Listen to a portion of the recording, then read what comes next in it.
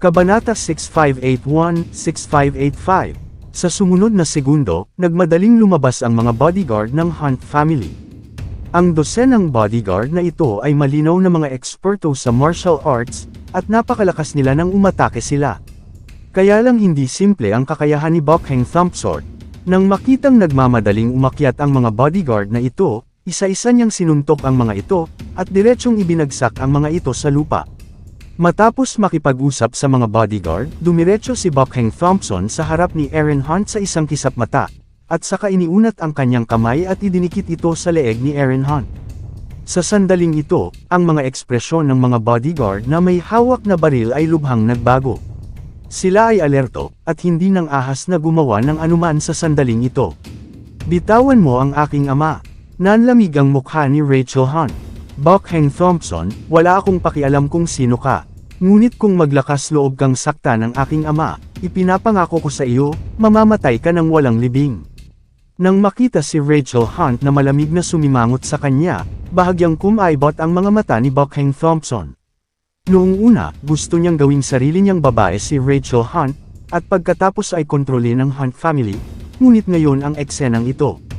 Sa pag-iisip nito, tumingin si Bokheng Thompson kay Harvey York ng may malamig na mga mata. "Miss Hunt, may karapatan ba kayong Hunt family na takutin kami? Originally, you and I can live in peace today. Ngunit, ang lalaking ito ay talagang naghahanap ng gulo, binuhusan ako ng maruming tubig. Kung gayon, huwag mo akong sisihin sa pagprotekta sa aking sarili." Nang sabihin niya ito, tinanggap ito ni Bokheng Thompson. Malinaw, sa kanyang katulusan, sinira ni Harvey York ang kanyang mabubuting gawa ngayon. "Dirty water para sayo." Nang marinig ito, medyo natahimik si Harvey York. Ang taong ito, na binaligtad ang sasakyan sa pamamagitan ng pagpaplano ng sarili niyang diskarte, ay hindi sinisisi ang kanyang sarili sa kanyang kawalan ng kakayahan, ngunit sinisisi ang iba. "Harvey York, bibigyan kita ng pagkakataon ngayon." Binaliwala ni Bokheng Thompson ang pagbabago sa ekspresyon ni Harvey York, ngunit nagsalita siya ng may sarkastiko.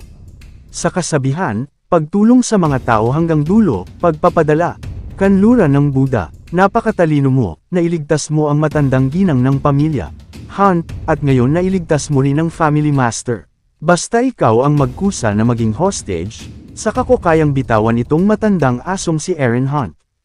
Habang nagsasalita, si Bokheng Thompson ay nanunuya, at pinisil ang kamay ni Aaron Hunt ng dahan-dahan at malakas.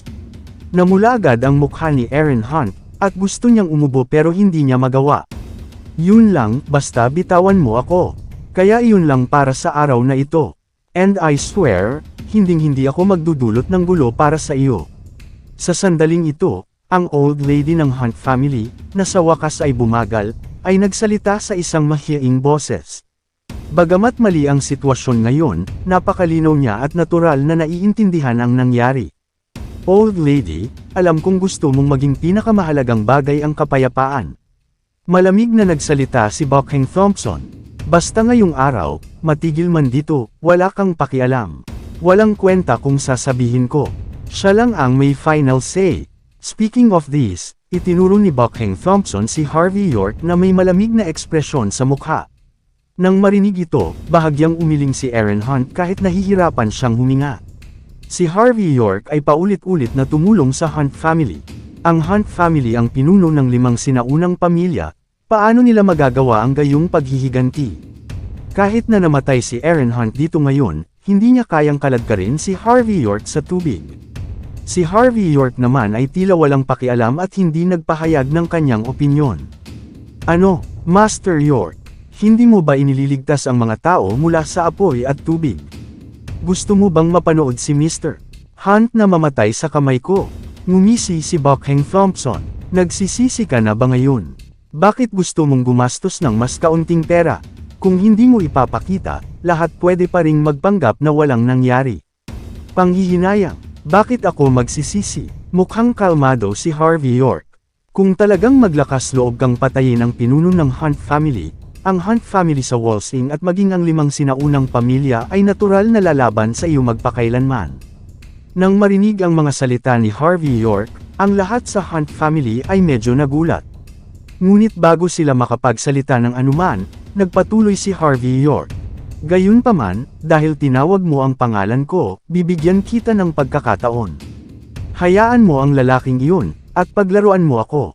Kung nanalo ka, aalis ka, kapag natalo ka, mamamatay ka. How dare you? Nang marinig ang mga salita ni Harvey York, napangisi si Buckhang Thompson at sinabing, ibig mong sabihin, gusto mo akong kalabanin ng mag-isa, at ang mananalo ay matutukoy sa pamamagitan ng isang galaw. Nagkibit balikat si Harvey York, at mahinang sinabi, isa man ito o 10 trick, wala itong pinagkaiba sa akin. Siya nga pala, isa kang sampal na mapapalipad. Habang nagsasalita, sinenyasan ni Harvey York ang lahat ng nasa arena na tumabi, naglakad siya papunta sa isang lugar sa arena, at ikanawit ang kanyang daliri kay Buckhang Thompson. Nang makita ang mga kilos ni Harvey York, labis na nagalit si Buckhang Thompson na sumakit ang kanyang puso. Ang pagwawalang bahala at paghamak ni Harvey York ay dapat na isang bagay na dapat taglayin ng hari ng dragon ng Heijo. Ngunit sa hindi inaasahang pagkakataon, lumitaw ang lahat sa Harvey York sa oras na ito. Karapat-dapat si Master York na maging eksperto. Hindi lang ang Feng Shui ay walang kap-oras, ngunit ang martial arts ay hindi rin mapapantayan, di ba? Para sa isang malaking tao tulad ni Master York, anong uri ng partido ang karapat-dapat? I don't think makakalusot siya sa isang galaw lang, di ba? Kung wala kang kakayahan, natututo ka pa ring magpanggap bilang isang lalaki, ngunit kailangan mong makipagkita sa isang tunay na eksperto. Lahat ng Feng Shui Masters na naruroon ay naging mga tagahanga ni Harvey York sa oras na ito, at lahat sila ay naniniwala na ang mga pamamaraan ni Harvey York ay hindi pangkaraniwan. Ang pamilya Thompson ay walang pananagutan para sa gayong kabataan, at tiyak na hindi siya ang pangunahing kaaway ni Harvey York. At nang marinig ang labis na pagkamuhi sa kanya ng lahat ng naruroon, ang lamig sa mga mata ni Buckhang Thompson ay naging mas malala pa. Ang isang karakter na tulad niya ay palaging ipinagmamalaki na siya ay walang talo sa mundo, at ang pagkamuhi ng iba ay lumampas sa kanyang ilalim na linya. Sa sandaling ito, hindi nagsasalita ng kalokohan si Buckhang Thompson, ngunit binitawan niya ang kamay na nakahawak kay Aaron Hunt, at sa susunod na sandali ay gumalaw at umungol ang kanyang katawan, at kasabay nito, sinuntok niya si Harvey York sa mukha. Sa suntok na ito, buong-buo ang ginawa ng pamilya Thompson, ang kailangan lang niyang gawin ay patayin si Harvey York sa lugar sa isang suntok. Dahil sa ganitong paraan lamang niya may pagpapatuloy ang paglikha ng kanyang hindi magagapi na karakter. Pagkatapos lamang ay maaari niyang baguhin ang passive sa kasalukuyang aktibo, at maaaring magpatuloy na gawin ang anumang gusto niya. Basta, sa susunod na sandali, nang dama po ang suntok ni Buckhang Thompson sa dibdib ni Harvey York, bahagya siyang nagulat. Dahil malinaw na naramdaman niyang dama po ang suntok niya sa katawan ni Harvey York na para bang napunta ito sa isang espongha. Hindi lang hindi nasaktan si Harvey York, hindi man lang gumalaw ang figure ni Harvey York sa kalahati. Bakas sa mukha ni Buckhang Thompson ang pagtataka at kawalan ng katiyakan. Nakipaglaban ako sa Heijo sa loob ng 5 taon, at nakamit ang isang henerasyon ng mga Diyos ng digmaan laban sa langit bago bumalik bilang hari. Gayunpaman, hindi ba't makatuwirang gawin ang lahat? Isang masamang pakiramdam ang agad na lumitaw sa puso ni Buckhang Thompson. Ngunit bago pa siya makapag-react, nakita niyang napabuntong hininga na si Harvey York, at sa sumunod na sandali, hinamplas niya ito ng likod ng kanyang kamay. Ang sampal na ito ay hindi mabilis, ngunit sa mga mata ni Buckhang Thompson, ang sampal ni Harvey York ay may hindi mapaglabanan at hindi matiis na lasa. Sa sandaling natulala at nabigla si Buckhang Thompson, isang sampal ang bumagsak sa kanyang mukha. Nagdilim ang mga mata ni Buckhang Thompson, at sa sumunod na sandali, ang hininga sa kanyang katawan ay tila kinaagnasan ng malalaking alon ng dagat. Nagsuka siya ng isang subo ng dugo na may kasamang, wow, at lahat ay lumipad palayo sa isang iglap. Nang makita ang mahinang sampal ni Harvey York, agad siyang nagsuka ng dugo sa kahangahangang pamaypay ni Buckhang Thompson, at ang pamaypay ay lumipad pabalik-balik. Sa sandaling ito, lahat ng naruroon ay natigilan. May ilang malupit na tao na may magandang pangitain, at nakita nila ito mula sa eksenang ito. Siguradong hindi mahina ang martial arts cultivation base ni Buckhang Thompson. Sayang nga lang at wala siyang swerteng makilala ang mas malakas pang Harvey York. Ito ang buhay ni Buckhang Thompson. Napatingin si Rachel Hunt kay Harvey York sa sandaling ito, Kumikislap ang liwanag sa kanyang magagandang mata. Napahawak si Aaron Hunt sa kanyang lalamunan at tumingin kay Harvey York ng may higit na pagpapahalaga. Para sa isang lalaking namumuno sa isang mayamang pamilya tulad niya, masasabing marami na siyang nakilalang kabataan at gwapong tao. Ngunit tulad ni Harvey York, ito ang tunay niyang unang pagkakataon na makatagpo ng isang taong kahanga-hanga sa mystic arts at mahusay sa martial arts. Sa oras na ito, nagkaroon pa ng gana si Aaron Hunt na kunin si Harvey York ng desperadong at gawing nangungunang manugang si Harvey York ng Hunt family sa Walsing. Yung iba naman, naramdaman lang nila na walang kapares ang ugali ni Harvey York. Casual na naglabas ng tissue si Harvey York at isa-isang pinunasan ang kanyang mga daliri. Ito ay mabuti. Ano Harvey York? Hindi ko akalain na ganoon kalalim ang pagtatago mo. Tinakpan ni Buckhang Thompson ang kanyang mukha, pilit na tumayo sa sandaling ito, at tinitigan si Harvey York. Kahit may gana pa siyang samuka ng dugo, kailangan niyang pigilan ito alang-alang sa kanyang imahe. Kasabay nito, kumalma rin si Buckhang Thompson sa sandaling ito. Nadama niya na bilang isang Diyos ng digmaan, imposible para sa kanya na umatake ng buong lakas ay hindi magiging epektibo. Ang dahilan ng saloobin ni Harvey York sa pagbubuhat ng magaan na timbang. Alinman ay gumagamit sila ng mga gamot, o gumagamit sila ng genetic science mula sa United States. Sa madaling salita, sa pananaw ni Buckhang Thompson, dapat ay nandaraya si Harvey York. Kung hindi, paano matatalo ang aking henerasyon ng God of War? Basta, binubuli mo ako. Kahit na hindi ko alam kung ano ang ibig sabihin ng malilim na ginagamit mo. Pero kung gagamit ka ng mga ganyang whole card, siguradong napakalaking halaga ang babayaran mo. At saka, siguradong irreplaceable ang mga whole card na yan. Ngayon, medyo mababa ako sa iyo. Ngunit sa susunod na pagkikita natin, tiyak na maibabalik ko ang aking pera na may interes. Pagkatapos magsalita, binigyan ni Buckhang Thompson si Harvey York ng masamang tingin, at pagkatapos ay gusto niyang umatras sa sandaling lumipat siya. Umalis ka na, sabay na pumunta. Kung sino ang makakapatay sa kanya ay gagantimpalaan ng 100 milyong yuan. Nang makitang natalo si Buckhang Thompson, agad na nag-react si Aaron Hunt at hindi na nagsalita. Sa susunod na sandali, hindi lamang ang mga bodyguard ng Hunt family, kundi pati na rin ang mga feng shui masters at masters ng Hunt family ang sumugod. Joke! Iyan ay isang premyo ng 100 milyon. Isang numero na hinding-hindi makikita ng maraming tao sa kanilang buhay. Bagamat hindi kasing kahanga-hanga ng mga benepisyong ipinakita noon ni Aaron Hunt, nakakagulat pa rin ang mga bilang na ito. Nang makitang nagsisiksikan ang mga taong ito, namutla ang mukha ni Buckhang Thompson. Alam na alam niyang siya na nasugatan sa oras na ito ay tiyak na hindi kalaban, at sa sumunod na sandali, hinampas niya ng malakas ang kanyang dibdib. Sinabayan ng isang subo ng lumang dugo, mas mabilis na umatras si Buckhang Thompson, ngunit pagkaraan ng ilang sandali, nawala na siya sa paningin ng lahat. Nang makita ang eksenang ito, ang lahat sa grupo ay nagsuka ng dugo, at si Aaron Hunt at ang iba pa ay labis na nabalisa. Para talagang pabayaan ang pinakaastig na salarin, ang utak sa likod ng mga eksena.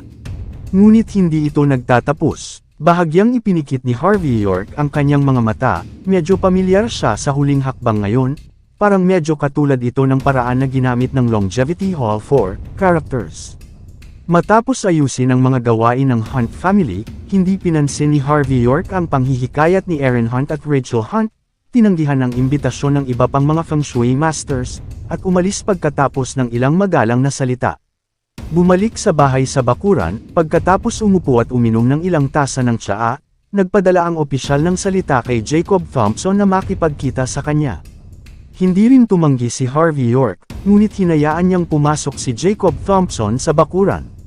Young Master York, may masamang balita mula sa aking tabi, bumalik na si Buckhang Thompson. Nang makitang umiinom ng tsaa si Harvey York, napakapangit ng ekspresyon ni Jacob Thompson sa oras na ito. Si Buckhang Thompson ay nakababatang kapatid ni Hector Thompson.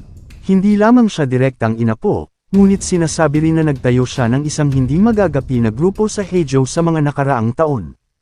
Bumalik siya sa pagkakataong ito hindi lamang para sa paghihiganti, kundi para bawiin din ang lahat ng nawala. Tumango si Harvey York, at mahinang sinabi, naiintindihan. Mataimtim na sabi ni Jacob Thompson. Young Master York, hindi mo alam. Ayon sa nakuha kong impormasyon, umakyat ang lalaki sa isang mataas na sangay sa ibang bansa. Marami siyang mersenaryo sa ilalim ng kanyang pamumuno, at kilala siya bilang Dragon King ng Dark Continent. Sinasabi na mayroon siyang lakas ng isang henerasyon ng Diyos ng digmaan. Naghinala ako na bigla siyang lilito sa unang 7 araw ni Hector Thompson, iyon ay, bukas na libing, at ipakita ang kanyang ganap na lakas. Pagkatapos ay pamunuan ng pamilya Thompson na may hindi magagapi na kapangyarihan. Wala siyang pagkakataon. Sumimsam si Harvey York mula sa kanyang tasa ng tsaa na may kalmadong ekspresyon. Maliban na lang kung malulutas niya ng buo ang mga problema ng Hunt family ngayon, kung hindi, kahit na magpakita siya bukas, hindi siya pababayaan ng Hunt family.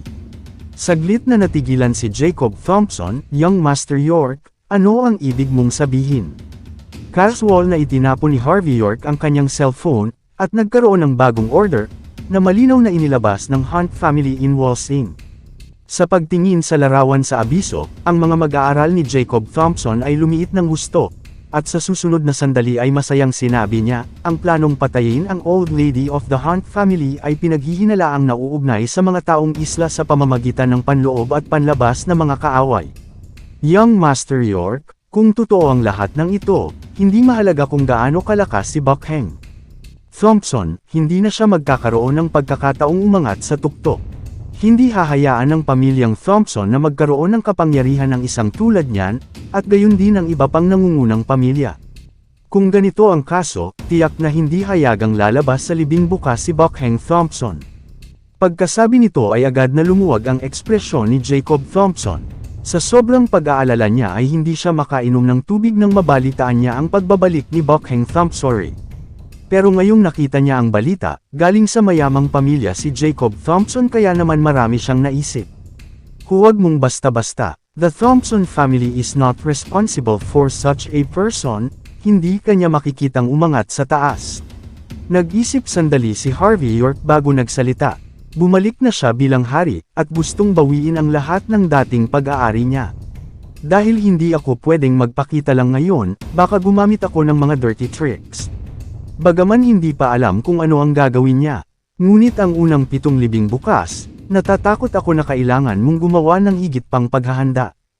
Kung tutusin, mag-ingat sa paglalayag ng 10,000 taon. Bahagyang tumango si Jacob Thompson nang marinig niya ito, at pagkatapos ay mahinang sinabi, Young Master York, maginhawa ba para sa iyo na pumunta sa eksena upang mamuno sa pangkalahatang sitwasyon bukas? Pangunahan lang ang pangkalahatang sitwasyon. Bahagyang nagsalita si Harvey York. Bukas ang peak moment ng iyong pamumuno. Wala namang magandang may dudulot sa iyo kung nakawin ko ang spotlight. Gayunpaman, dahil pupunta si Hector Thompson sa kalsada, ilang beses ko na siyang nakilala, kaya't makatuwiran na makipagkita sa kanya. Maghanda ka ng isang imbitasyon para sa akin. Sa susunod na araw, isang balita ang biglang kumalat sa buong Walsing. Si Hector Thompson, isa sa 4 na young lords ng Walsing, ay biglang namatay dahil sa malubhang sakit ilang araw na ang nakakaraan. At ngayon ang araw ng kanyang libing. Halos lahat ng namumuno sa pamilyang Thompson ay bumalik, malinaw na para bigyan si Hector Thompson ng isang engranding libing. Matapos lumabas ang balita, ilang mayayamang pamilya na nakatanggap ng imbitasyon ang nagpadala ng kanilang mga pangunahing miyembro ng pamilya upang magbigay galang. Ilang sandali, maraming tao ang nagtipon sa Mount Jiubao, kung saan matatagpuan ang bulwagan ng pagluluksa ni Hector Thompson. Bagamat matagal nang inaasahan ng pamilya Thompson ang eksenang ito, halatang medyo matigas ang mga puwersang panseguridad na inihanda nila. Ang mga taong ito ay karaniwang sinusuri ang mga imbitasyon at regalo at along pera na dinadala ng mga bisita. Wala na siyang oras para sa ibang bagay. Si Harvey York ay dumating sa libingan ng maaga, ngunit siya ay napakaloki, kaya syempre walang nakapansin sa kanya. Matapos ang pagpikit ng mata sa ilang sulok ng eksena ng libing, tahimik na umatras si Harvey York sa karamihan. Hindi nagtagal, maayos ding dumating ang convoy ng Thompson family. Ang mga taong bumaba sa sasakyan ay pawang mga direktang inapo ng pamilya Thompson at mga senior na miyembro ng pamilya Thompson. Ang pinakakapansin-pansin sa karamihan, bukod kay Jacob Thompson, na may ilang karapatang magsalita sa loob ng pamilya Thompson, ay si Guoyle Thompson, ang Walsing elder ng pamilya Thompson. Si Guoyle Thompson ay tiyuhin ni Hector Thompson, ngunit wala siyang anak. Sa paglipas ng mga taon, pinalaki niya si Hector Thompson bilang kanyang sariling anak at tagapagmana. Halos hindi katanggap-tanggap para sa pinuno ng pamilya Thompson na magpadala ng isang taong may puting buhok sa isang taong may itim na buhok ngayon. Kaya lang, hindi masyadong nagpakita ng kalungkutan si Guoyle Thompson sa lugar kung saan nagtitipon ang mga dignitaryo at mayayamang pamilya sa mga oras na ito, bagkus ay tumanggo siya sa paligid. Matanda, pakikiramay at pakikiramay. Kahit napatay na si Kuya, hindi babagsak ang kaluwalhatian ng ating Thompson family. Si Jacob Thompson, na nakatayo sa tabi ni Guoyle Thompson, ay nagsalita ng may matinding ekspresyon sa oras na ito. Tila naramdaman na si Jacob Thompson ay medyo naiiba sa dating dandy mula sa dati. Si Guoyle Thompson ay tumanggo bilang maluwag, at sinabing, "Jacob, patay na ang iyong kuya." Walang maraming tao sa nakababatang henerasyon ng Thompson family na maaaring magdala ng banner. Natatakot ako na kailangan kitang makita muli sa hinaharap. Nang marinig ito, si Jacob Thompson ay mukhang flattered at nagsabi, "Elder, sa aking maliit na kakayahan, hindi ako makapagdala ng malaking banner. Hindi natin ito pag-uusapan ngayon, mag-focus tayo sa libing." Kinaikit ni Guoyle Thompson ang kanyang mga mata, pagkatapos ay bumantong hininga, at sinabing, "Oo, hayaan si Hector na pumunta sa lupain para sa kapayapaan ngayon." Nang marinig ang pangungusap na ito, huminto si Jacob Thompson sa pagsasalita ng walang kaparekan, ngunit pumunta sa silid ng pagluluksa at nagsimulang magbigay ng talumpati sa pagluluksa ni Hector Thompson ayon sa pamamaraan. Pagkatapos nito, ang mga bisitang naruroon ay lumapit upang magbigay galang, mag-abot ng mga bouquet ng bulaklak at iba pa. Pinanood ni Harvey York ang eksenang ito sa karamihan na may walang pakialam na ekspresyon. Ngunit sa ilang sandali, bahagyang napakunot ang noo niya, dahil ang kumakatawan sa pamilya Jean sa Mordo ay si Mandy Zimmer, ang pinuno ng ika-9 na sangay. Nang makitang lumitaw si Mandy Zimmer, hindi malay ni Harvey York na lumipat sa kanya. Matapos tingnan ni Mandy Zimmer ang kanyang performance at bumalik sa kanyang posisyon, lumapit si Harvey York sa kanya at sinabi sa mahinang boses, "Anong ginagawa mo dito? Halika, dali. Hindi bagay ang lugar na ito para magpakita ka ngayon." Saglit na natigilan si Mandy Zimmer, pagkatapos ay sumimangot, at mahinang sinabi, "Harvey York, hindi ka ba masyadong lumayo? Huwag mong pag-usapan ang pagkamatay ni Hector Thompson, ikaw ang pinakamalaking sospek. Pero patay na ang lahat. May silbi ba ang pagkain ng tuyong suka ng ganyan?" Ikaw, bago pa matapos magsalita si Mandy Zimmer, biglang umikot ang talukap ng mata ni Harvey York, at sa isang iglap ay tinulak niya ito sa lupa.